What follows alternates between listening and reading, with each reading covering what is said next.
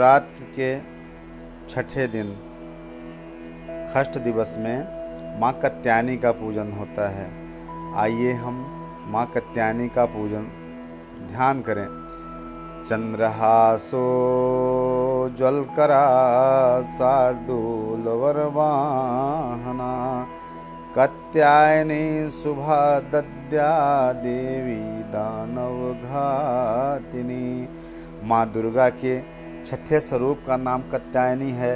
इनका कात्यायनी नाम पढ़ने कथा इस प्रकार है। कत नामक एक प्रसिद्ध महर्षि थे। उनके पुत्र ऋषि कात्य हुए। इन्हीं कात्य के गोत्र में विश्व प्रसिद्ध महर्षि कात्यायन उत्पन्न हुए थे। उन्होंने भगवती पराम्बा की उपासना करते हुए बहुत वर्षों तक बड़ी कठिन तपस्या की थी। उनकी इच्छा थी कि माँ भगवती उनके घर पुत्री के रूप में जन्म ले। माँ भगवती ने उनकी यह प्रार्थना स्वीकार कर ली थी। कुछ काल पश्चात जब दानव महिषासुर का अत्याचार पृथ्वी पर बहुत बढ़ गया था, तब भगवान ब्रह्मा, विष्णु, महेश तीनों ने अपने अपने तेज का अंश देकर महिषासुर के विनाश के लिए एक देवी को उत्पन्न किया।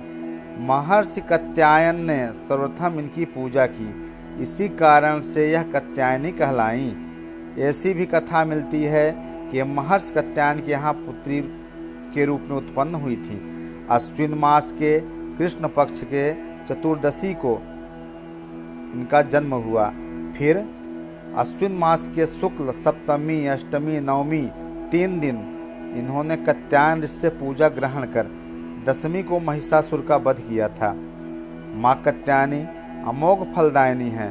भगवान कृष्ण को पति रूप में पाने के लिए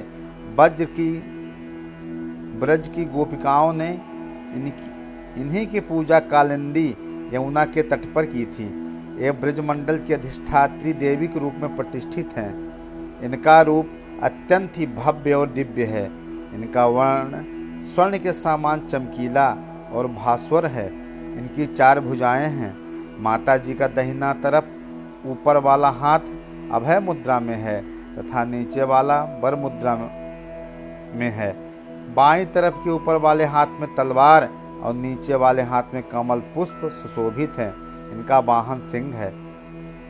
दुर्गा पूजा के छठवें दिन इनके स्वरूप की उपासना की जाती है। उस दिन साधक का मन आज्ञा चक्र में स्थित होता है।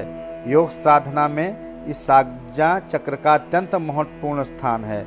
इस चक्र में स्थित मन वाला साधक माँ कात्यायनी के चरणों में अपना सर्वस्व निवेदित कर देता है।